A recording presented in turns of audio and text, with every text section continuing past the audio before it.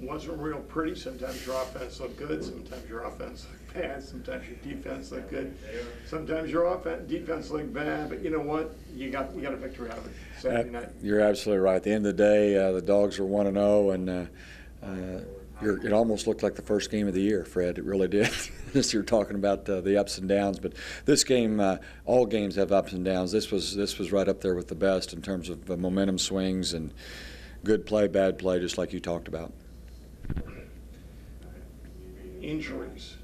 You guys got banged up a little bit. Got out really healthy. Eric Stone with an MCL, and he'll probably be 2 or 3 weeks. Was the most serious, and then Luke Lamar with a hamstring. That'll be, day by day, week by week. Probably doubtful to questionable at best for this week. But when you make it out with nothing season-ending and just a little bit of nicks and knacks, we felt pretty good about the health of our ball club.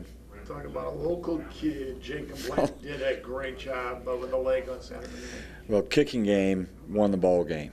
And, in the punting unit, Jacob Lamp's leg was on display for the Kirksville folks, and he'll be one of the finer punters in the nation. There's no question about it. It's not an accident. We see it every day in practice. He's a fabulous athlete. He's worked hard at his trade, and he's very, very good. Also, your return game made a huge difference. Well, you look at the kicking game in general, the punting of Jacob Lamp, a fumble recovery off a punt that Chris Stanton, a freshman, recovered a fumble to set up a touchdown, a kickoff return for a touchdown, a kickoff by Tremaine Millender, 101 yards, well executed, and a great return. Great return at the end of the ball game by A.J. Hartfield to set up the game-winning field goal in the kicking game by Derek Coons. Our kickoff coverage was good all night. And then you've got would have been a blocked punt, but he couldn't get the punt off that scored a safety for us from the end zone. So I thought, Andy Ball's our kicking game coordinator. Gregg Nesbitt helps him in that regard. I thought the kids executed. I thought it was a great game plan, and we won the game with the kicking game. Millender showed, for a guy who really hasn't been a running back, didn't you think he showed tremendous patience? If you can teach that, or is that natural? But I mean, on Saturday he showed that.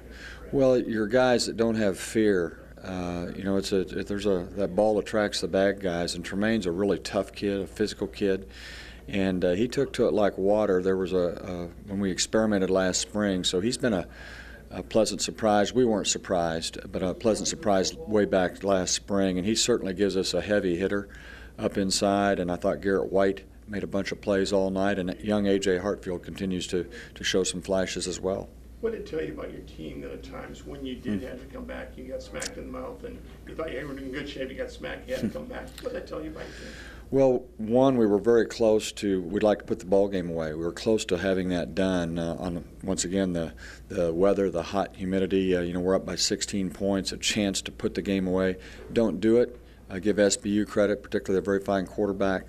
But if you're writing a script for a football team that's trying to learn confidence, sometimes you have to be tested. And we just had a bunch of plays. Brett Nagel, wide receiver, had 2 great football plays in a ball game. Dallas Greer, we talk about his receiving all the time, but a great run after the catch on a key third down to set up a touchdown. A great one-handed catch by Chico Orlando for a touchdown. A tremendous play at the end of the ball game by Austin Zoda to get a football out that looks like it's going to be a sure touchdown down in the end zone. And you can go on and on with just it seemed like every time the momentum turned against us, somebody came up with a big play to say, no, not tonight, we're going to win the football game. That catch by Greer was huge. Anyway, this week, so you're going on the road, Grand Valley, the mighty Grand Valley, but in a way, you faced MIAA teams week after week, year after year, top teams in the country. This is really, the only difference in this game would be you're traveling farther. You're playing a quality opponent just like playing an MIAA opponent. It is, and they're an upper level MIAA quality football team. They could compete for a championship year in, year out. They're a national caliber team. It's one of the great venues to play a Division II college football game in. I think they led the nation last year in attendance. I think they had over 13,000 in their season opener, so we're really looking forward to the trip. Be a great barometer, Fred, with where we're at from a national scale, and particularly playing on the road in a very hostile environment with a large crowd. It'll be very interesting to see how we respond in that competitive arena. will you tailor your game plan to limit the opportunity of mistakes? I mean, closer to the vest maybe early so your team can get a feel and get into that so you don't give meat to the lions right away? Well, last week they jumped on Isuzu Pacific, they being Grand Valley, 17-0 in the first quarter, 24-0 at the first half. They're much like Northwest Missouri State, where there's no question you have to survive early, just that stigma, the tradition, and certainly the more you can shorten a game, stay in a ball game. Isuzu last week came back and scored 17 unanswered points to cut that at one point to from a 31-0 game in the third quarter to 31-17. So if you can survive early, and that'll be the goal, then we'll certainly have a chance to compete for 4 quarters. Do you believe in the theory your team gets better from week 1 to week 2? Oh, absolutely. 34th year in a business, it's not a theory. You'll see the most improvement by all football teams from that first week to the second, and we've got a tremendous amount to improve upon. Our defensive secondary is young, and unfortunately, Fred, the only way they can get better is to play. It's so much about what you're looking at. What do you see in terms of reading your keys? And there's nothing like game experience at all positions, but particularly there. It's very difficult to get that game speed anywhere, but particularly in the defensive secondary. I think those guys will get better every minute, every play, all season. So I'm excited about the amount of improvement we can show, because we certainly dominated the line of scrimmage, both with our offensive line and our defensive line last week against Southwest. So it's, you can't fix getting knocked back, in the interior, but you can fix where your eyes are and how you react and what you see and what you need to see on the back end. So we feel like we're in pretty good shape in that regard.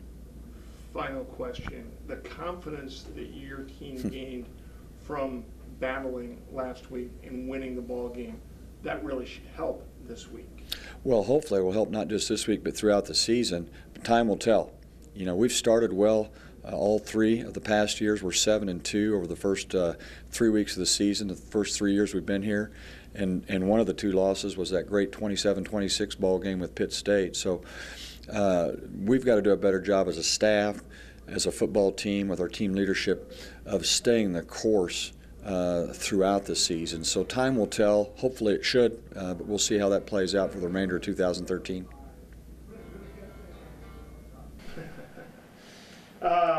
Iowa State this week, and why will the Cyclones prevail when the final gun sounds? Well, I think they're going to be pretty hungry after losing to Northern Iowa 2 weeks ago, and I think they'll be ready to go after the week off and hearing about how UNI beat them. And then it's also in Ames. I believe they've won the last 2 games in Ames, so I think that's another great opportunity for Iowa State to beat the Hawkeyes again. I think it'll be either 3 or 4 in a row that they've done that.